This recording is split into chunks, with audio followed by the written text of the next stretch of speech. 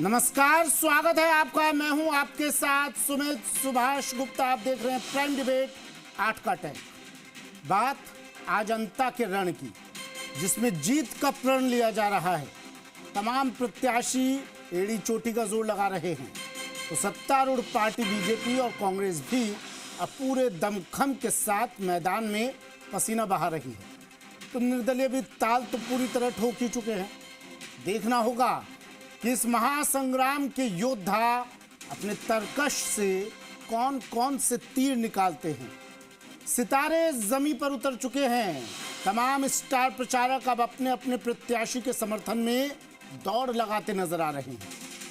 आज पूर्व सीएम वसुंधरा राजे भी अंता पहुंची और बीजेपी प्रत्याशी मोरपाल सुमन के पक्ष में जमकर प्रचार किया।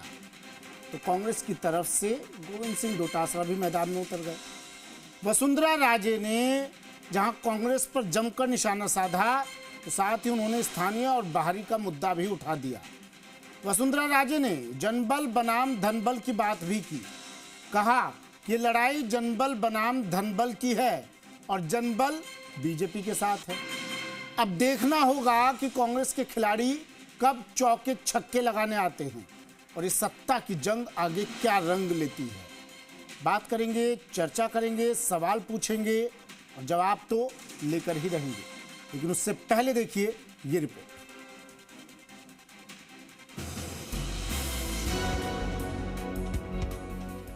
अंता उपचुनाव, किसका लगेगा दाव?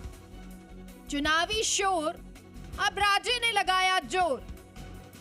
एक सीट की लड़ाई, जन बल बनाम धन बल पर आई। अंता में बीजेपी प्रत्याशी मोरपाल सुमन का चुनाव प्रचार जोर पकड़ रहा है। लोगों में बीजेपी उम्मीदवार को कहीं साफा पहनाने की होड़ मची है, तो कहीं उन्हें फलों से तोला जा रहा है। इसी बीच पूर्व सीएम वसुंधरा राजे ने अंता में प्रचार की कमान संभाल ली है। उनके पुत्र दुष्यंत पहले से ही इस इलाके के गांव-गांव में घूमकर मतदाताओं से बीजेपी को वोट देने की अपील कर रहे हैं। वसुंधरा राजे ने आज कई इलाकों का दौरा किया, मतदाताओं से अपने बरसों पुराने रिश्तों की यादें ताजा की और मोरपाल सुमन को चुनाव जिताने की अपील की। तो सबसे बड़ी बात, ये चुनाव जो है ये जनबल और धनबल के बीच की लड़ाई है। एक तरफ जनबल मीनिंग जनता और एक तरफ धनबल। विधानसभा के उपचुनाव हुए, उसमें भी नहीं हमने तो नाम लिया। अब बाकी विकास किया है तो विकास की बात तो करना पड़ेगा ना। विकास है, विकास बताना पड़ेगा। कांग्रेस ने नहीं किया वो भी बताना पड़ेगा। कांग्रेस ने देश को बर्बाद किया ये भी बताना पड़ेगा। इसमें उनको दर्द क्यों हो रहा है? करो ना काम, आओ हमसे अच्छा काम करो। मालूम तो पड़े ना काम कौन का अच्छा कर सकता है। हम काम कर रहे हैं, वो काम करते नहीं है, केवल अपने आका को खुश करने के लिए कुछ भी करते रहे। तो इससे कोई क्या है? कोई कंपटीशन इसमें तो मतलब काम करो, मैं भी करूं, मेरा विरोधी भी काम करे। कांग्रेस के मुकाबले चुनाव प्रचार में बीजेपी हर ओर भारी पड़ती दिख रही है। एक तरफ भजनलाल सरकार के मंत्रियों की फौज ने जीत सुनिश्चित करने के लिए जी जान लगा रखी है, तो दूसरी तरफ गुटबाजी में फंसी कांग्रेस के लिए प्रमोद जैन भाया की छवि चुनाव में बड़ा मुद्दा बन गई है। बीजेपी जीत के प्रति आश्वस्त नजर आने लगी है, लेकिन उसके कार्यकर्ता मतदान के लिए जब तक एक एक वोट नहीं डलवा देंगे तब तक चैन से नहीं बैठेंगे। आखिर बीजेपी को साधारण जीत नहीं बल्कि बड़ी जीत चाहिए, ताकि भजनलाल सरकार के 2 साल के कार्यकाल पूरा होने के जश्न की खुशी दोगुनी ऊर्जा के साथ मनाई जा सके। तो अंता में बीजेपी और कांग्रेस दोनों अब पुरजोर तरीके से उतर गई हैं, चुनावी प्रचार कर रही हैं, एक दूसरे से सवाल पूछे जा रहे हैं, जवाब लिए जा रहे हैं। सवाल इस बीच जी राजस्थान के भी 8 का अटैक के भी, वो सवाल जिनका आज हम लेंगे जवाब। सवाल नंबर 1, बीजेपी के सितारे जमीन पर लेकिन कांग्रेस के कहां? वसुंधरा राजे मैदान में आ गई हैं। आज जमकर उन्होंने आज जमकर चुनावी प्रचार किया, ताल ठोकी। उनके साथ उनके सुपुत्र भी थे। लेकिन कांग्रेस की तरफ से अभी 1-2 लोग ही पहुंचे। गोविंद सिंह डोटासरा पहुंचे, कल सचिन पायलट के आने की भी बात हो रही है। लेकिन अब तक जिस जोश के साथ कांग्रेस ने लिस्ट जारी की थी, जिस जोश के साथ अपने प्रत्याशी के नाम की घोषणा की थी सबसे पहले, उस तरह से कांग्रेस मैदान में नजर नहीं आ रही है। सवाल नंबर 2, अंता की लड़ाई क्या साख पर आई?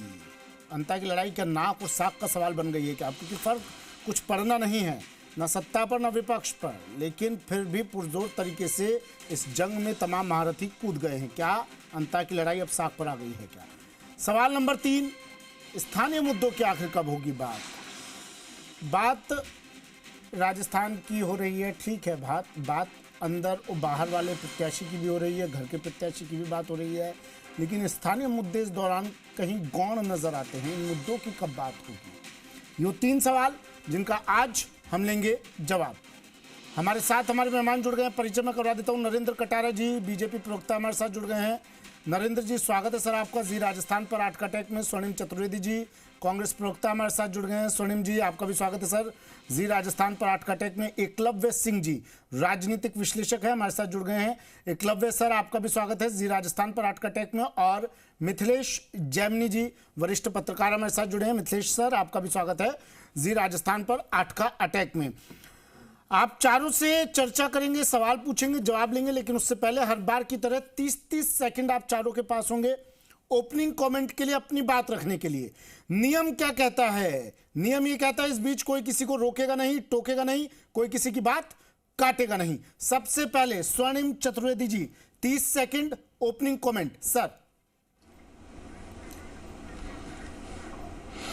देखिए, आज अंता विधानसभा क्षेत्र के उपचुनाव में कांग्रेस पार्टी अपने सरकार, जो तत्कालीन सरकार ने काम किए उनको लेकर के, और जो योजनाएं भारतीय जनता पार्टी की वर्तमान सरकार ने बंद कर दी, जिसमें लोगों को मुफ्त इलाज नहीं मिल रहा, किसानों को मुआवजा नहीं मिल रहा, और जो स्कूल गिरने से बच्चे मरे, अंग्रेजी माध्यम के स्कूल जो हमने खोले थे उनको बंद किया जा रहा है, निःशुल्क शिक्षा से वंचित किया जा रहा है बच्चों को, जो पेंशन समय पर नहीं मिल रही, जो स्कॉलरशिप बच्चों को समय पर नहीं मिल रही, और योजनाएं घटा दी, मोबाइल देने वाली योजना बंद कर दी। ये तमाम योजनाएं आज मुद्दा वहां पे बन करके खड़ी है, क्योंकि विकास के नाम पर बताने के लिए सरकार के पास कुछ नहीं है। मैं फिर से लौटूंगा सर, आप अपनी बात पूरी कीजिएगा, डिबेट ओपन करूंगा, बात पूरी कीजिएगा आप अपनी। नरेंद्र कटारा जी, 30 सेकंड ओपनिंग कमेंट। राजस्थान की तपोभूमि अंता का परिणाम 14 तारीख को विकसित राजस्थान के लिए मील का पत्थर साबित होगा। 14 तारीख राजस्थान में यशस्वी मुख्यमंत्री भजनलाल शर्मा जी के काम पर मोहर लगाएगा। डबल इंजन की सरकार ने राजस्थान के जन सामान्य के लिए जो काम किए हैं, जन कल्याणकारी काम किए हैं, उन पे परिणाम, उन पे मोहर लगाएगा। और आप देखेंगे कि आने वाला 14 तारीख राजस्थान में भारतीय जनता पार्टी को विजय दिलाएंगे। यशस्वी पूर्व मुख्यमंत्री और राष्ट्रीय उपाध्यक्ष वसुंधरा राजे ने जिस प्रकार से अंता को स्नेह और आत्म प्रेम से पाला है, उसका परिणाम। मैं फिर से लौटूंगा आपके पास। मिथिलेश जैमिनी जी, 30 सेकंड ओपनिंग कमेंट। देखिए, वसुंधरा राजे जी ने जो आज कमेंट बयान में कहा कि धनबल और जनबल, तो वो बात तो उनकी खरी है, क्योंकि 1985 में वसुंधरा राजे जी की एंट्री और 89 में झालावाड़ से सांसद बनी, तब से आज तक उन पर कोई व्यक्तिगत भ्रष्टाचार के आरोप नहीं है। दूसरी तरफ जो कांग्रेस के प्रत्याशी है उनके ऊपर उनकी ही पार्टी के चाहे भरत सिंह कुंदनपुर हो, तमाम लोगों ने आरोप लगाए। लेकिन एक बयान जो है वो कॉन्ट्राडिक्टरी है। उन्होंने कहा स्थानीय दिया है, तो आपने 22 महीने पहले बाहर का क्यों दिया? अंता की जनता तो जब भी स्थानीय मांग रही थी कि कोई स्थानीय प्रत्याशी हो, लेकिन आपने जब कंवरलाल मीणा को दिया। और ठीक है सर, टाइम अप में आ रहा हूं मैं, फिर से आप अपनी बात पूरी कीजिएगा। Eklavya sir, 30 second opening comment.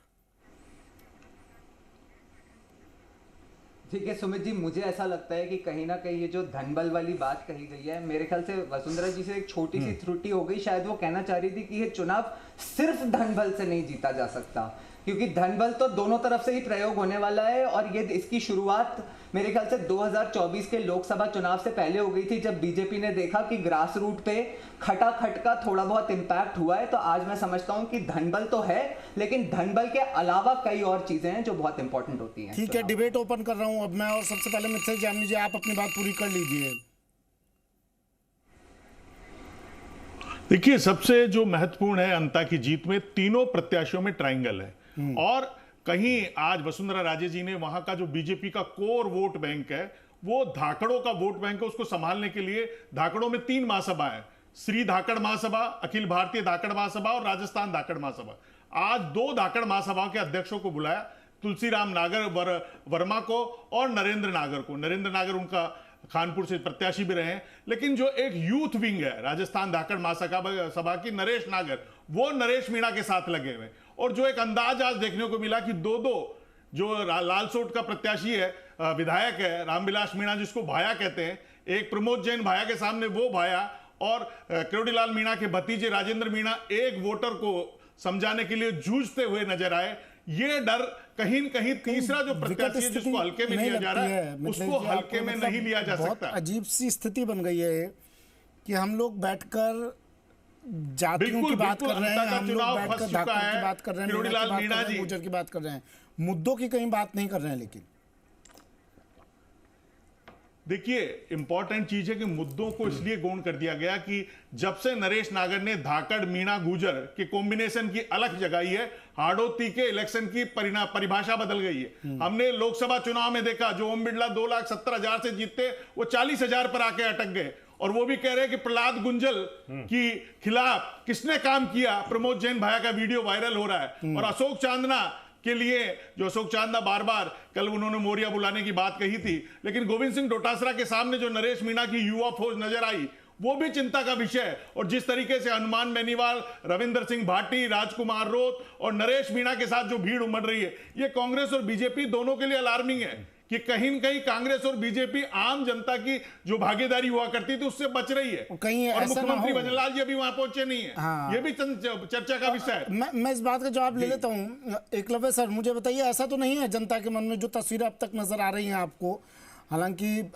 बड़े चेहरों के नाम पर गोविंद डोटासरा और वसुंधरा राजे आज पहुंचे हैं, लेकिन जो तस्वीरें नजर आ रही हैं एकलव्य सर, आपको ऐसा नहीं लगता है कि खतरा बीजेपी कांग्रेस दोनों के लिए ही है? अब जनता को ये लगता है कि नहीं, एक बार बीजेपी को भी आजमा लिया, कांग्रेस को भी आजमा लिया, एक बार नए चेहरे को मौका देकर देखते हैं। ऐसा तो कुछ नहीं लग रहा है वहां पर आपको?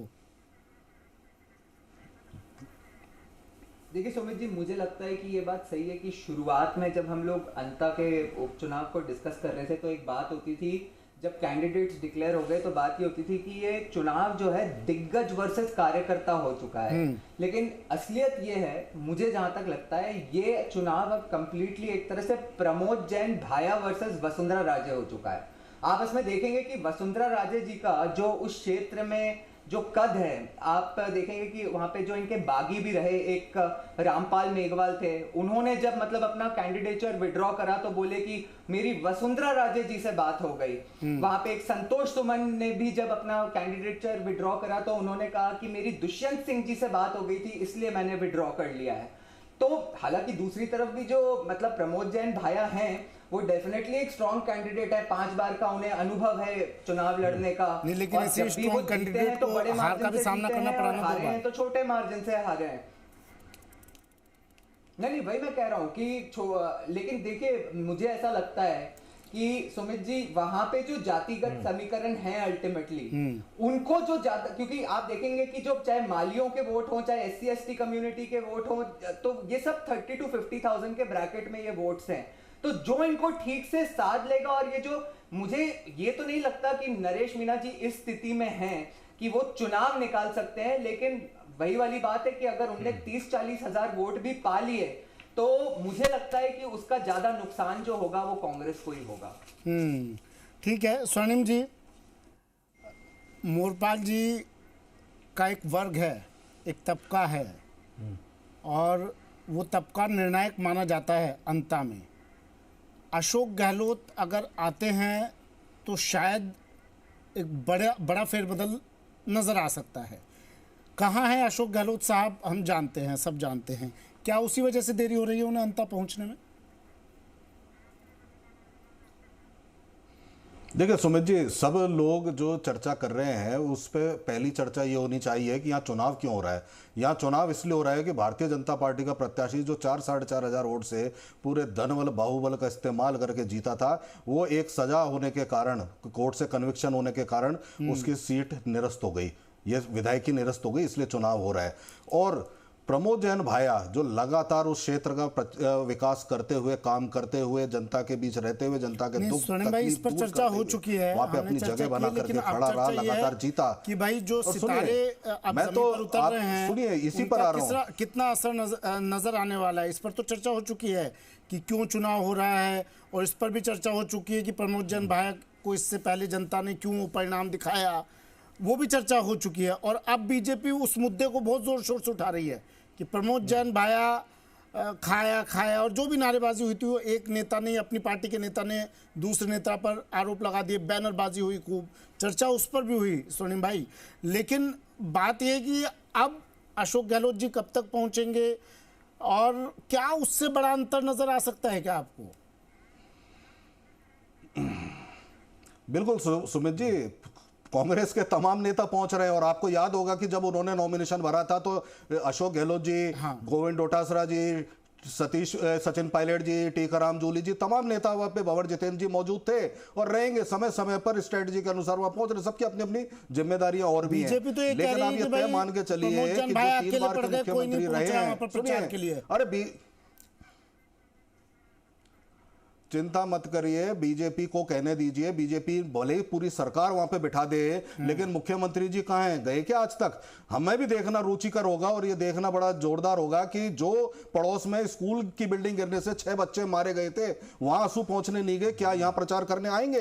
ये देखना रुचिकर होगा। लेकिन हाँ, अशोक गहलोत जी पहुंच रहे हैं, कल सचिन पायलट पहुंच रहे हैं, गोविंद डोटासरा जी वहां हैं, भंवर जितेंद्र जी भी जाएंगे, 300 लोगों की टीम जा चुकी है, लगातार काम कर रही है और 250 लोग वहां पे पहुंच रहे हैं। क्षेत्र में माइक्रो मैनेजमेंट के साथ चुनाव हो रहा है और बहुत बेहतरीन चुनाव होगा, आप देखना। लेकिन 3 बार के मुख्यमंत्री जिस वर्ग से आए हैं, वो वर्ग हमें पसंद करता है। सुनिए, काम नजर कुछ और है क्या? अंदर खाने काम चल रहा है क्या? अभी स्ट्रेटेजी मतलब कांग्रेस की कुछ और है क्या अभी? सुमित जी, बड़ा जोरदार प्रचार अभियान चल रहा है। मेरे पास तो पूरी रिपोर्ट है, आपके पास भी, आपके वहां के रिपोर्टर से मंगाई है, जो लगातार जनसभाएं, नुक्कड़ सभाएं और घर घर जाकर के प्रचार होने का काम चल रहा है, जनसंपर्क का काम चल रहा है, बहुत जोरदार। सबसे बढ़िया और बेहतरीन अगर किसी का है तो वो हमारा ही है, कांग्रेस पार्टी का प्रमोद जैन भैया बड़े मार्जिन से जीतेंगे, हमेशा की तरह 30-35 हजार से जीतेंगे, क्योंकि जीतते हैं तो 30-35 से ही जीतते हैं। और आज भारतीय जनता पार्टी को अपना काम तो बता नहीं पा रहे। आज 2 साल बाद भी, सरकार चलाने के बाद भी क्या कर रहे हैं? आरोप प्रत्यारोप। अरे ये तो बता नहीं रहे कि क्यों इलाज नहीं मिल रहा लोगों को, ये तो बता नहीं रहे किसानों को क्यों मुआवजा नहीं मिल रहा, ये बता नहीं रहे कि 200 लोग अतिवृष्टि में मर गए, उनको मुआवजा क्यों नहीं दिया, ये भी नहीं बता रहे कि डबल इंजन का जेट जो बार बार दिल्ली उड़ता है, वो डबल इंजन का जो बार बार उड़ता है दिल्ली, वहां से लाता क्या है प्रदेश के लिए? नरेंद्र कटारिया जी जवाब दे दीजिए स्वर्णिम चतुर्वेदी जी के सवालों का, और साथ में भी बताइए आंतरिक घर का प्रत्याशी, बाहर का प्रत्याशी, ये क्या है भाई? ये समझ से थोड़ा परे है। कौन घर का है, कौन बाहर का है? सुमित जी, भारतीय जनता पार्टी लगातार चुनावों में रहती है और चुनाव लड़ने का पूरा एक्सपीरियंस है और जीतने का एक्सपीरियंस है। हम बिल्कुल एक राह पे चल रहे हैं। हमारी चुनाव प्रबंधन समिति जिस प्रकार से फैसला लेती है, कब कौन नेता जाएगा, कब कहां जाएगा, क्या मीटिंग करेगा, कौन रोड शो करेगा, कौन बूथ पे बैठेगा, कौन मंडल संभालेगा, कौन क्या करेगा, सब कुछ डिसाइडेड है और उसी आधार पर हम चल रहे हैं। देखिए, हमारा चुनाव लगातार बनता जा रहा है और हम बहुत भारी मतों से जीतेंगे। साथ ही आपने ये कहा, ये पूछ रहे, हम वहां पे लगातार, ऐसे पहले भी चुनाव हमने देखे, 6 उपचुनाव हुए थे, ये 5 में से 1 पे आ गए और भजनलाल सरकार के कामों ने हमको 1 से 4 पे ला दिया। इसलिए हम उदाहरण पेश करते हैं और आगे बढ़ते हैं। आप देखिए, अंता की तपोभूमि भारतीय जनता पार्टी के पक्ष में मतदान करेगी और इसलिए अस्वस्थ है क्योंकि हमारा कार्यकर्ता बूथ पे काम कर रहा है और भजनलाल जी ने लगातार 2 साल में जनता के लिए काम किए और हमारी राष्ट्रीय उपाध्यक्ष वसुंधरा राजे ने जिस प्रकार क्षेत्र के लिए तो अपना है, अपने परिवार की तरह माना है, इस प्रकार से अंता में हम जीत रहे हैं। राज्य में भी धनबल का कौन इस्तेमाल कर रहा है? वसुंधरा जी ने स्पष्ट कर दिया है, धनबल से जीत नहीं मिलेगी क्योंकि सरकार भारतीय जनता पार्टी की है, धनबल को नहीं चलने देगी। जनता जिसको चुनेगी। प्रमोद जैन भाया, ये मैं नहीं कह रहा, प्रमोद जैन भाया धनबल का उपयोग करते हैं क्योंकि भ्रष्टाचार में लिप्त है, भ्रष्टाचार से पैसा कमाया हुआ है। आप देखेंगे उनके ही स्वर्गवासी है मंत्री जी ने कहा था, पत्र लिखे थे इनके तथाकथित गांधी जी को कि कैसे ये भाया गांव के गांव को खा रहा है। हम नहीं कह रहे, ये पत्र थे उनके लेटर हेड पे, सब जानते हैं कितना धन उनके पास, काला धन है जिसको वो उपयोग करना चाहेंगे। लेकिन भारतीय जनता पार्टी की सरकार नहीं होने देगी। जहां मतदान होगा जनता चाहेगी वही जीतेगी और भारतीय जनता पार्टी जीतेगी। बात के साथ साथ आप बार बार चिकित्सा महकमे की बात करते हैं, चिकित्सा व्यवस्था पटरी से उतर गई, तमाम चीज़ें आप गिनवा देते हैं, अच्छी बात है। हमारे मुद्दे क्या रहेंगे, अंता के मुद्दे क्या रहेंगे? जी, अंता के मुद्दे ये हैं कि अंता में जो फसल उगती है जो वादे किए थे उस वादे के अनुसार एमएसपी पे फसल नहीं खरीदी जा रही। जो कनेक्टिंग रोड्स हैं, जो हाईवे है, जो रोड स्टेट हाईवे हैं टूटे पड़े हैं, उनको सुधारा नहीं जा रहा, कोई मरम्मत नहीं हो रही, कोई मेंटेनेंस नहीं हो रही। अरे ये मुद्दे ही आज जनता इनसे पूछ रही है। सुनिए, प्रमोद जन भाई बिल्कुल ये जनता की आवाज उठाएंगे और सुनिए तो जनता यही तो देखेगी की आवाज उठाएंगे और इस सरकार को जवाब दिया जाता है। यही सुनिए कि भाई जयपुर में कौन बैठा, दिल्ली में कौन बैठा। सर बात सुनिए, एक छोटी सी चीज सुनिए, छोटी सी चीज सुन लीजिए। ये करणपुर का भी चुनाव हुआ था इसी सरकार के बनने के बाद। आपको ध्यान होगा ना, एक अग्निवीर मंत्री बनाए थे चलते चुनाव में, हारे ना। 11 लोकसभा चुनाव हुए ना, उसमें क्या हुआ इनका, यही हुआ। आज इतनी बुरी स्थिति हो गई। अरे 2 मिनट सुन लीजिए भाई, 2 मिनट नहीं, हारे नहीं क्या, जीते थे क्या? वहां पे मंत्री आपके बनाने पे वो उसका वो आप बता देना। और सुनिए एक चीज और बता दो वहां पे कि यहाँ पे आज सारे मंत्रियों को पहुंच करके क्यों जाना पड़ रहा है, क्या बताना पड़ रहा है कि ये वसुंधरा जी का कैंडिडेट है, ये भजनलाल जी का या और किसी का नहीं है, सिर्फ वसुंधरा जी का है। ये स्थिति बन रही है ना, क्यों मदन राठौड़ जी को जाके घोषणा करनी पड़ रही है? अरे भाई मंत्री बना देंगे, क्या डर है? अरे काम बता दो ना, अंता के लिए क्या किया, प्रदेश के लिए क्या किया, किसानों के लिए क्या किया, दलितों के लिए क्या किया। ये तो कांग्रेस पार्टी है जहां पे जगन्नाथ पहाड़िया भी मुख्यमंत्री बन सकते हैं और यहां से अशोक गहलोत भी मुख्यमंत्री रहे 3 बार। जनता वोट देगी क्योंकि अधिकार देते हैं जनता की आवाज बोलने सुनाने के लिए, जनता की आवाज उठाने के लिए अधिकार मिलता है कांग्रेस में। अरे बीजेपी में क्या मिलता है? वो तमंचा उठाने वाला विधायक। जगन्नाथ पहाड़िया की बात गिना दी, अशोक गहलोत की बात गिना दी। बीजेपी कहती है कि कांग्रेस में तो सिर्फ एक ही परिवार के कुर्सी के इर्द गिर्द एक ही परिवार घूमता रहा है, गांधी वर्सेस गांधी। अध्यक्ष गांधी ने ताज उतारा, गांधी को पहना दिया। पूछ लेता हूं, बीजेपी कहते हैं, पूछ रहे हैं ना, मेरे से पूछ रहे हैं, मैं एक जवाब, बिल्कुल एक छोटा सा जवाब आप सुन लीजिए इस पर। आखिरी बार 1996 में हमारी सरकार गई थी, उसके बाद 3 बार और सरकार बनी, लेकिन 90 के बाद से कांग्रेस का चाहे 90 में सरकार बनी हो, 91 में, क्या कोई गांधी परिवार का सदस्य, कोई गांधी परिवार का सदस्य कभी रहा क्या किसी सरकार में? हाँ, गांधी परिवार का सदस्य अगर कोई रहा है तो वो बीजेपी सरकार में मेनका गांधी है। राहुल गांधी 100 चुनाव हारने के बाद भी इनके नेता हैं, और सीताराम केसरी और पहाड़िया जी के साथ कांग्रेस ने क्या किया हम सब जानते हैं। इनका करना कुछ कथनी कुछ। अरे भैया 47 से लेके 2014 तक हारता है ना, उसका जवाब दे दो क्या हुआ था। और मदन राठौड़ जी ने साफ कहा ठीक है, नरेंद्र तो सरकार ही बनाएगी ना, सरकार भारतीय जनता पार्टी की है, अगर जनता के विकास के लिए मंत्री बनाना पड़ा तो बनाएंगे। मिथिलेश जैमिनी जी का कैंडिडेट है, क्या अशोक गहलोत के आने से, अशोक गहलोत आएंगे बिहार के बाद आएंगे, तो क्या उसके बाद एक बड़ा फेरबदल नजर आ जाएगा? क्यों दूसरा ये कि क्यों कांग्रेस पिछड़ रही है चुनावी प्रचार में, तो कम से कम जो नजर आ रहा है मिथिलेश जी। देखिए अशोक गहलोत जी आएंगे, लेकिन एक जवाब देना पड़ेगा अशोक गहलोत जी, क्योंकि 8 से 13 के बीच के टर्म में जब पीडब्ल्यूडी मिनिस्टर थे प्रमोद जैन भाया, तो उनको बीच में क्यों हटाया? 18 से 23 तो छोड़ दीजिए, वो तो एक रिकॉर्ड तोड़ काम है, उसकी तो कहानी मत छोड़िए। इसका मतलब कहीं न कहीं भरत सिंह कुंदनपुर की बात में दम है, ये जवाब देना पड़ेगा।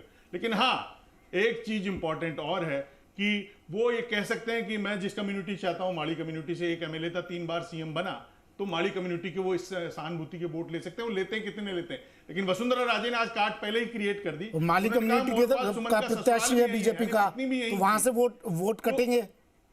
बिल्कुल बिल्कुल। देखिए ये कोई बड़ा गेम नहीं होता है।